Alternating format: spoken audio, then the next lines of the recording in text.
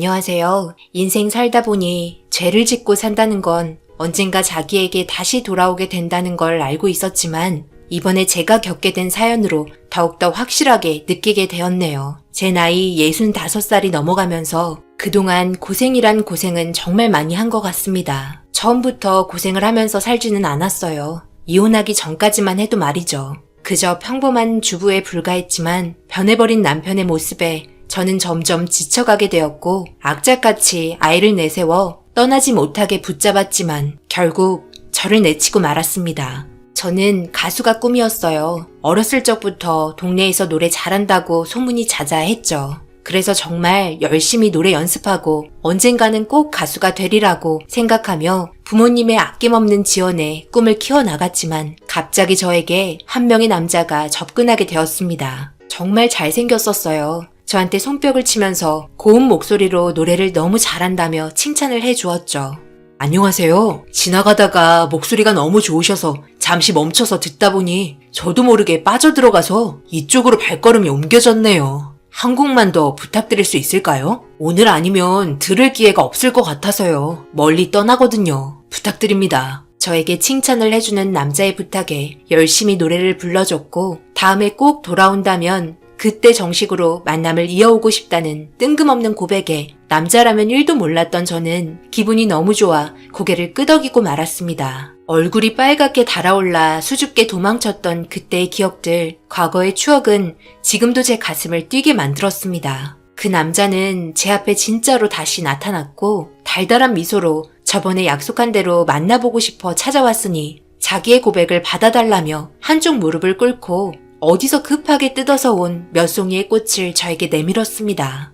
그때 제 나이가 26살이었는데 자신의 마음을 솔직하게 표현하던 남자에게 처음이라 엉망이었던 몇 송이의 꽃을 받게 되면서 저희는 점점 깊은 관계로 이어졌고 뒤늦게 제가 연애하고 있다는 걸 알게 된 부모님께서 가수의 꿈은 어쩌고 바람둥이 같은 남자를 만나고 다니냐며 소리치면서 절대 만나지 말라고 뭐라고 했지만 그때의 저는 완전한 콩깍지에 씌여 있었기 때문에 부모님의 말이 들리지 않았습니다. 사랑에 푹 빠져 있으면 누구나 다 그렇듯 누구의 말도 귀에 들어오지 않잖아요. 그렇게 부모님의 말을 무시하면서 가수의 꿈보다 그 사람과 함께하고 있는 순간이 더 크게 다가왔습니다. 그런데 갑작스럽게 몸에 이상이 느껴졌고 뜻하지 않았던 임신을 하게 되면서 제 인생은 순식간에 바뀌게 되었습니다. 전혀 예상하지 못했던 일들이었기 때문에 이 상황을 어떻게 해야 할지 몰랐고 너무 두려워 결국 엄마에게 임신했다는 사실을 알렸습니다. 난리도 아니었죠. 그놈 빨리 데려오라며 가만두지 않겠다고 눈물을 흘리고 계셨던 엄마의 말을 전해 들은 아빠는 화가 머리 끝까지 차올랐습니다. 결국 결혼하겠다는 말에 가수의 꿈을 포기하고 그 남자를 따라가기로 했네요. 부모님의 마음에 대못을 받고 말았던 거죠. 너무 철이 없었던 저는 부모가 돼서야 알 수 있었습니다. 아이가 태어나서부터 육아에 너무 힘들었고 엄마가 도와주셨지만 잠도 못 자고 피로가 계속 누적돼 쉽지 않았습니다. 그런데 더 큰 문제가 있었네요. 남편은 집안의 가장이 되었음에도 불구하고 도통 돈을 벌어올 생각을 하지 않았습니다. 그러다 보니 금전적으로 너무 힘들어 아빠가 운영하고 계셨던 사업에 남편을 끌어들여 함께 일을 하며 나중에 아빠가 하는 사업 물려받으라고 위임해주겠다는 각서까지 적어주면서 힘들게 설득했지만 남편은 월급 받은 돈을 유흥으로 거의 탕진하면서 생각지도 못한 행동들만 지속적으로 하는 바람에 아빠는 화가 치밀어 올라 월급을 남편이 아닌 엄마를 통해 저에게 직접 주게 되었습니다. 남편은 아이를 낳았음에도 철이 덜 들었었죠. 저보다 2살 많았던 28살이었습니다. 연애할 때는 몰랐는데 결혼 생활 내내 변하지 않는 모습들은 점점 더 저와 부모님을 힘들게 했고 결국 해서는 안 될 짓까지 하게 되면서 남편을 만난 걸 땅을 치고 후회하며 통곡하고 말았습니다. 집에서 힘들게 육아를 하고 있던 저와는 달리 아빠에게 이끌려 힘들게 일을 하고 끝났으면 집에 들어와야 하는데 저희 집이 아닌 다른 집으로 들어가는 걸 동네 주민이 목격하게 되었고 알고 보니 옆 건물의 집주인 딸과 바람이 나 있었습니다. 남편은 아니라고 발뺌하며 잠깐 짐을 옮겨준 것뿐이라고 말도 안 되는 변명을 늘어놓으면서 제 마음에 점점 더 큰 상처만 남겨주었습니다. 그렇게 참고 또 참으며 예전의 남편으로 돌아와 달라고 애원했습니다. 아무것도 모르고 커가는 아이와 지쳐있는 저와 부모님을 생각해달라고 붙잡았지만 자기도 열심히 하고 있는 거라고 오히려 화를 내면서 집에 있는 자체가 너무 숨이 막히고 아이 우는 소리도 듣기 싫다며 화를 내자 남편의 다리를 붙잡고 나가지 말라고 하염없이 눈물을 흘렸습니다. 그러자 남편은 술김에 저에게 해선 안 될 행동까지 하면서 제 얼굴이 손바닥 자국으로 팅팅 부어올라 돌이킬 수 없는 상처까지 남겨버리고 말았네요. 다시 과거의 시간으로 거슬러 올라가 모든 걸 원래대로 되돌려 놓고 싶었습니다. 제발 꿈에서 깨어나게 해달라며 하늘에 기도했지만 제 삶은 변하지 않았습니다. 그런 남편 꼴도 보기 싫어 차라리 혼자인 게 오히려 마음 편할 것 같아 부모님께 이혼한다고 털어놓았고 제 말에 부모님께서 당장 집에 갈 테니 둘 다 집에 붙어 있으라는 말에 저는 남편을 붙잡고 원하는 대로 이혼해 줄 테니 부모님 오실 때까지 기다려 달라니까 그제서야 웃으면서 소파에 앉아 기다리고 있었습니다.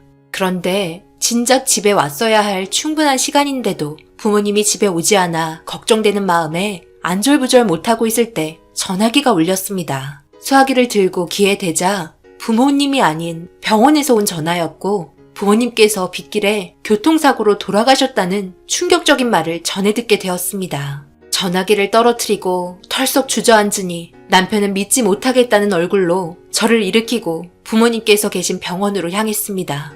아이를 업고 병원에까지 가는 게 정말 힘들더군요. 제정신이 아닌 상태에서 아무것도 모르는 아이까지 책임을 져야 하니 너무 막막하고 이렇게 일이 벌어진 게 모두 남편 탓이라 생각돼 그동안 사랑했었던 마음은 이제 분노만 남아 있었습니다. 병원에서 보게 된 부모님의 모습에 정신을 차리지 못할 정도로 너무나 힘들게 버티고 있는데 남편이 뱉은 말은 정말 충격적이었네요. 그럼 앞으로 회사는 내가 운영을 해야 하는 건가? 그때 각서 썼잖아. 무슨 일이 생겼을 시 나한테 운영권을 넘긴다는 각서. 그럼 이제 내가 사장이네. 앞으로 돈 좀 만질 수 있겠는데 오래간만에 부모님 뵙고 올 테니까 장례식 좀 미리 진행하고 있어봐. 우리 부모님도 어차피 오시라고 해야 하잖아. 그래도 장인 장모 돌아가셨는데 더군다나 이제 내가 사장이면 더욱더 우리 부모님 신경 써야 하니까 먼저 장례 진행하고 있어. 저녁 늦게 올 거야. 거리도 꽤 멀어서 여기서 저녁 먹기는 그러니까 외식하고 올게. 뭐라고? 완전 정신이 나갔구나. 외식을 하고 와? 지금 어떤 상황인지 알면서 그래? 사장? 네가 회사에 얼마나 몸을 담갔다고 그래? 아빠가 힘들게 이러는 회사를 아무런 힘도 들이지 않고 가지려 하는 거야? 당장 나가. 너도 필요 없고 너희 부모님 안 오셔도 되니까 내 눈앞에서 사라져. 이혼해 주겠다고. 네가 하고 싶은 대로 하고 살아. 알겠어? 다시는 내 앞에 나타나지 마. 결국 꾹꾹 눌러왔던 감정이 터지게 되었고 남편은 제가 화내고 있는데도 아무렇지도 않은지 기분 좋은 얼굴로 휘파람을 불면서 밖으로 나갔습니다. 그렇게 혼자서 장례식 진행을 하고 있는데 정말 늦은 저녁에 남편과 시부모님 오셔서는 영정사진 앞에서 펑펑 울기 시작했고 눈물 한 방울 흘리지도 않았던 남편이 오열을 하면서 바닥에 쓰러지는 연기까지 하더니 회사 운영 최선을 다해보겠다며 영정사진을 끌어안고 쓰러지기 일보 직전까지 오열을 하는 모습에 남편을 모르는 사람들은 안타깝다며 위로해주고 있었습니다. 소름이 끼칠 정도로 가식적인 모습에 화가 머리 끝까지 차올랐지만 부모님의 장례식 망치고 싶지 않아 꾹꾹 눌러 참았고 그렇게 장례식이 모두 끝나자마자 남편은 쉴 수 없다며 비장한 표정으로 회사의 출근 도장을 찍었습니다. 회사에는 남편과 아빠가 서로 적었던 각서의 내용이 회사 공지란에 붙어 있었고 그에 따른 운영권은 남편에게 넘어갔습니다. 이런 상황을 부정하고 싶었지만 아빠의 사인과 도장이 찍혀 있었기 때문에 손쓸 방법을 찾지 못했고 변호사를 찾아가 이런 상황에 대해서 대화를 해봤으나 각서의 효력이 있는 만큼 경영권은 우선적으로 남편에게 갈 수밖에 없다며 저에게 좌절을 안겨주었네요. 어떻게든 법적으로 하려고 해도 소용없어. 여기에 증거가 있잖아. 장인어른과 함께 작성한 각서가 있는데 변호사 만나러 다니면 뭐해? 그리고 사인 나한테 경영권이 주어지는 건 당연하지. 나 믿고 지켜봐주면 안 되는 거야? 나도 이제 사장이야. 회사 돌아가는 건 어느 정도 알고 있다고. 내가 설마 아버님이 평생을 힘들게 이뤄놓은 회사 말아먹겠냐? 어차피 생산직이잖아. 물건만 잘 빼면 되는 건데 뭘 그렇게 걱정을 하냐? 나도 이제 집안의 가장으로서 최선을 다해 노력할 테니까 당신은 아이나 잘 키워. 나 믿고 지켜봐봐. 이제 철들었으니까. 사장의 위치가 이렇게 무거운 건지 전혀 몰랐다. 오늘 전체 회식이나 해야겠어. 나한테 신임을 얻게 하려면 이 방법이 최고지. 장인어른이 직원들에게 먹이지 못한 소고기 좀 왕창 먹여놔야지. 그래야 내 말 잘 듣고 따를 테니까.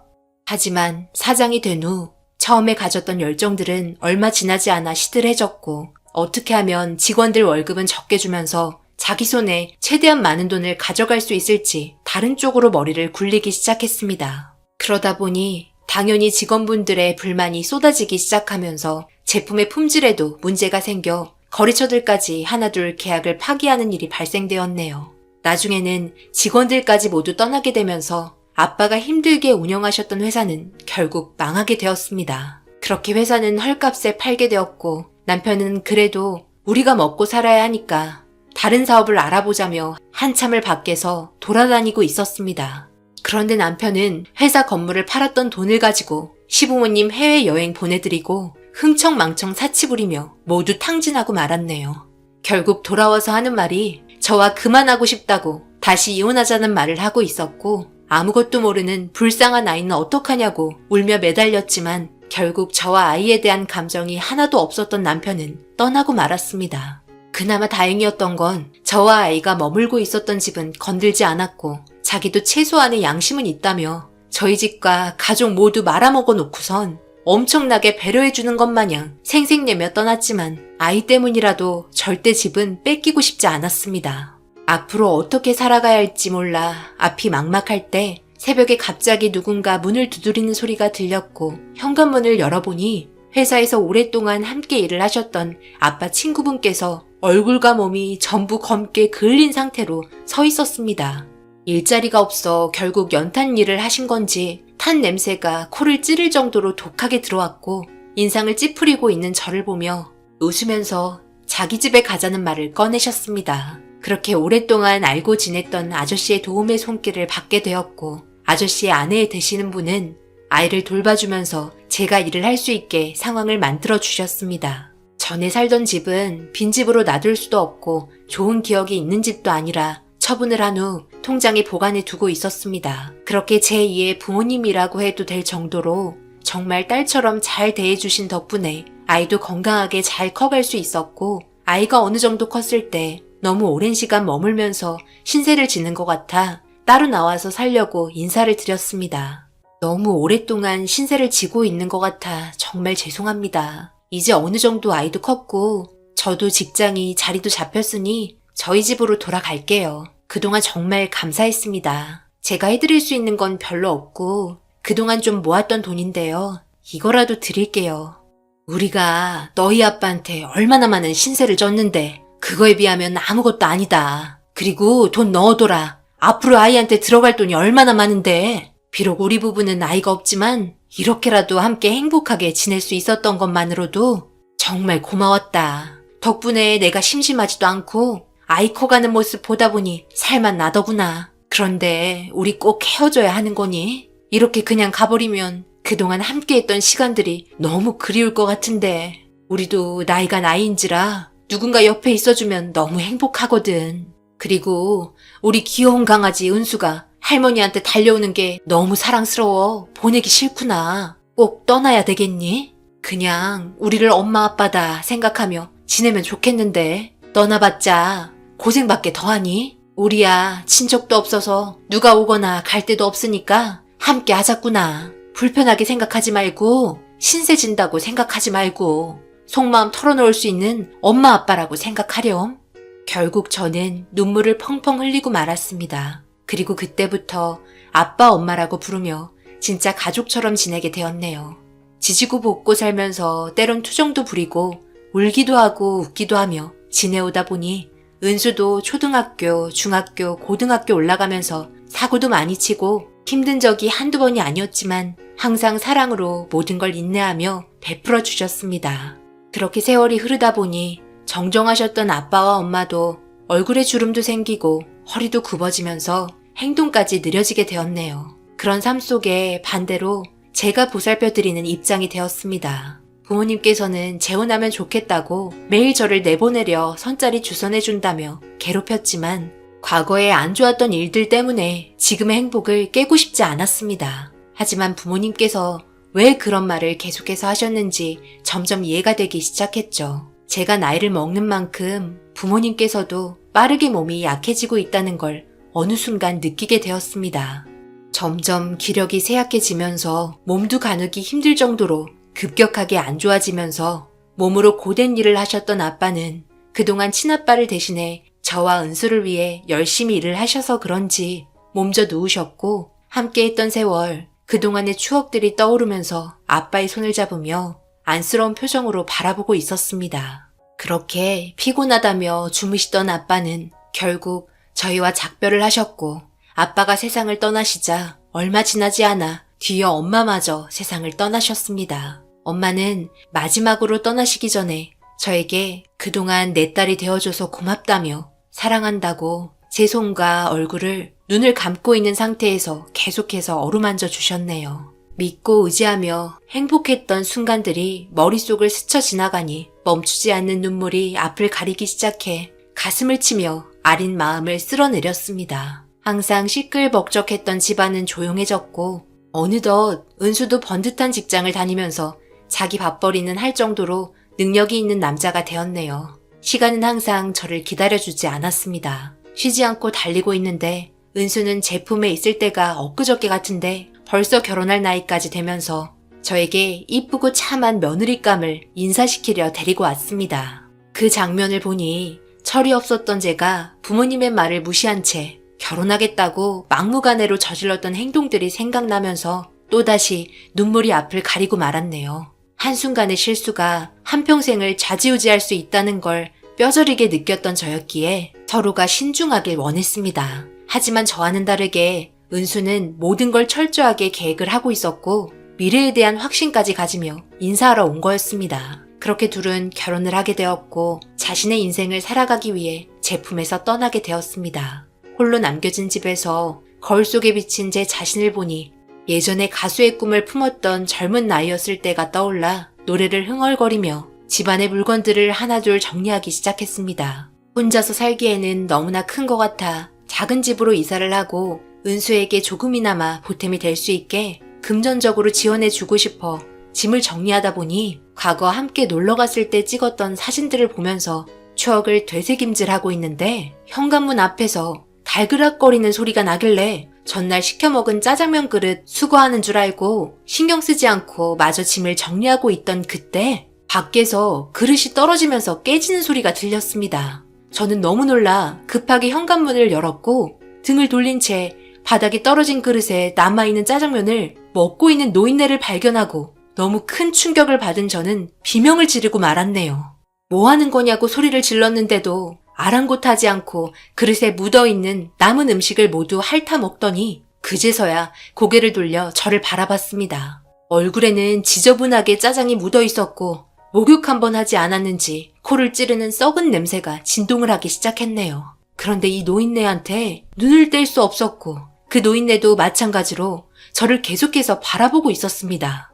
제 몸은 기억을 하고 있었는지 심장이 빠르게 움직임과 동시에 숨이 가빠오는 걸 느끼면서 뒷걸음질 치기 시작했고 30년 전 배우자였던 남편은 거짓골을 하고 제 이름을 부르기 시작했네요. 너무나 소름이 돋아 문을 쾅 닫고 잘못 봤다며 경찰에 신고할 테니 사라지라고 소리를 질렀습니다. 그렇게 한동안 현관문 밖을 인터폰으로 확인하고 있었고 밖에서 한참을 서성이다가 전 남편은 다시 사라졌네요. 저도 그 사람의 얼굴을 기억했고 그 사람 또한 제 얼굴을 기억하고 있었습니다. 이제야 겨우 모든 걸 잊고 살아가나 했는데 생각지도 못한 상황에 마주치게 되니 몇 분 전에 있었던 일에 대해 후회를 하며 아무것도 할 수 없을 정도로 정신이 나가버려 한동안 멍하니 앉아 있었습니다. 그렇게 저녁이 되고 답답한 마음에 공원이나 한 바퀴 돌려고 현관문을 나섰는데 검은 형체의 물체가 저를 강하게 밀쳤고 뒤로 넘어지면서 팔목이 꺾인 건지 힘이 들어가지 않고 너무 고통스러워 쓰러져 있는데 우리 집 문을 걸어 잠근 검은 형체의 사람은 다름 아닌 전 남편이었습니다. 저를 보며 괜찮냐는 말 한마디 없이 제 옷깃을 잡고 질질 끌고 화장실에 가뒀고 무언가 무거운 물건과 밧줄로 밖으로 못 나오게 문고리를 꽁꽁 묶어버려 저를 당황스럽게 만들었습니다. 나는 지금 이렇게 살고 있는데 당신은 아주 좋은 집에서 떵떵거리며 살고 있네. 완전 불공평한 거 아니야? 그동안 내가 당신한테 어떻게 했는데? 앞으로 나는 여기에 살 테니까 당신은 거기 화장실에서 살아. 알겠어? 나도 이제 노숙자 생활 지긋지긋하다고. 이게 지금 뭐 하는 거야? 주거 침입인 거 몰라? 거기다 감금까지 하고 냉장고에 있는 음식만 먹고 나가. 그럼 경찰에는 신고하지 않을 테니까. 네가 생각 없이 살아온 인생 누굴 탓하는 거야? 빨리 문 안 열어? 니까짓 게 나한테 소리치는 거야? 나 좋다고 따라다니다가 인생 망친 주제에 이제 와서 좀 살만하니까 나한테 명령질이야? 네가 뭘 알아? 너랑 이혼하고 나도 잘 살고 있었다고. 그런데 새벽에 갑자기 집안에 불이 나면서 모든 재산도 잃고 부모님까지 세상을 떠났다고. 나도 얼마나 힘들었는 줄 알아? 겨우 집에서 탈출했지만 모든 걸 잃었던 나는 거대한 빚더미만 쌓인 상태로 몸을 숨기며 피해 다니고 있었어. 그렇게 노숙자 생활을 하다 보니 따뜻한 집과 밥이 생각나서 너희 집에 다시 찾아갔는데 너는 이사가고 없더라고. 그때 내가 너한테 집을 남겨준 걸 내 평생 후회하고 있었다. 그런데 이런 곳에서 너를 다시 만나게 될 거라고는 정말 생각지도 못했네. 너 때문에 내가 그동안 힘들었던 거 생각하면 평생을 갚아도 모자라. 그러니 너는 앞으로 평생 동안 내 수발이나 들면서 살면 되는 거야. 알겠어? 여기에서 숨어 살면 사채업자들에게 들킬 일도 없으니 딱 좋네. 따뜻한 집과 음식들 얼마나 오랜 시간 꿈꿔왔던 삶이었는지 몰라. 허튼 수작하지 마. 쥐도 새도 모르게 이 세상에서 사라지게 해줄 테니까.